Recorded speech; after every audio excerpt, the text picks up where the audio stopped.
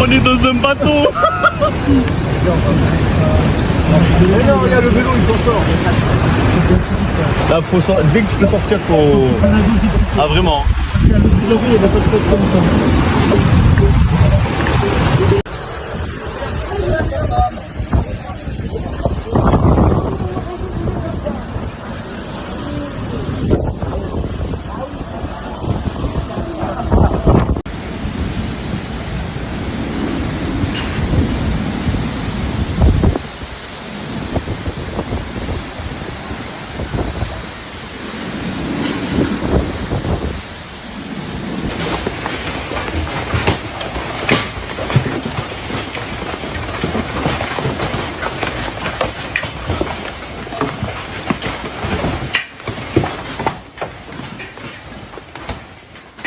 Paris, known for its timeless beauty, elegant streets, and iconic skyline, became nearly unrecognizable on June 25, 2025. It began with a searing heat wave. Temperatures soared to 99 degrees Fahrenheit, or nearly 37 degrees Celsius, pushing residents and tourists alike to seek shelter from the oppressive sun. The capital felt more like Cairo than central France. For many, it was hard to breathe. For the elderly and those with pre-existing conditions, it was dangerous. But what followed was even more alarming. By late afternoon, the skies turned dark. Thunder rumbled in the distance. And then, without much warning, the storm hit. Powerful thunderstorms swept across the Paris region, bringing wind gusts up to 70 miles per hour, or around 113 kilometers per hour.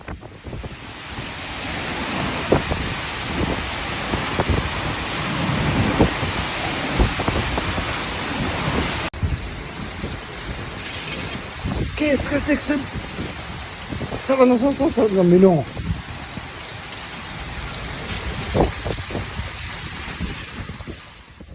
It wasn't just a brief downpour. This was a full-blown weather event.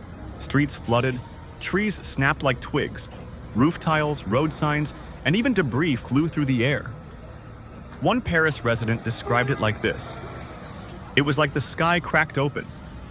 One moment I was watching the clouds from my balcony, and the next, I was running inside as hailstones the size of golf balls started smashing everything. That's right, hail also pummeled parts of the city. In some areas, it coated the ground in white, almost as if it had snowed. In others, it shattered car windshields and damaged crops just outside the capital. And then there was the rain, torrents of it.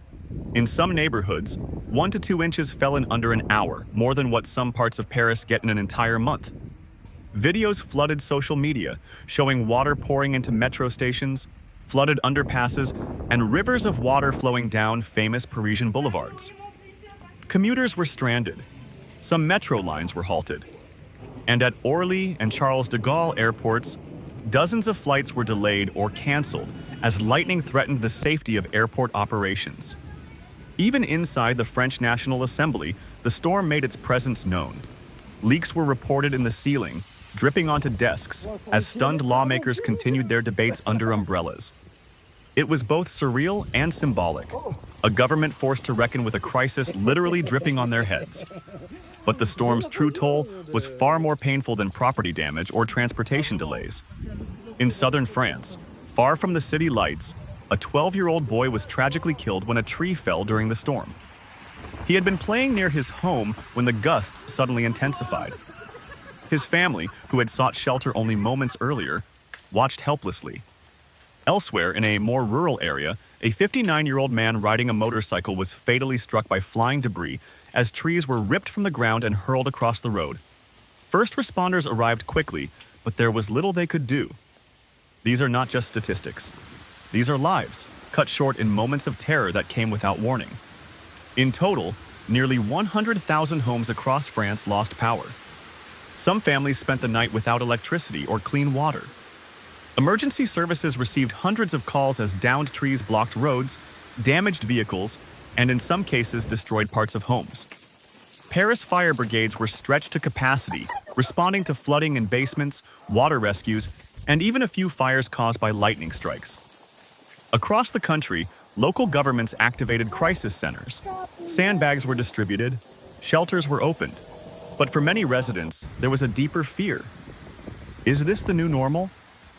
Experts say this storm was the result of a climate phenomenon where extreme heat creates unstable atmospheric conditions. As hot air rises and meets cooler systems, it can trigger intense thunderstorms, what scientists sometimes call heat-induced convective storms. In simpler terms, the hotter the air, the more energy storms can carry.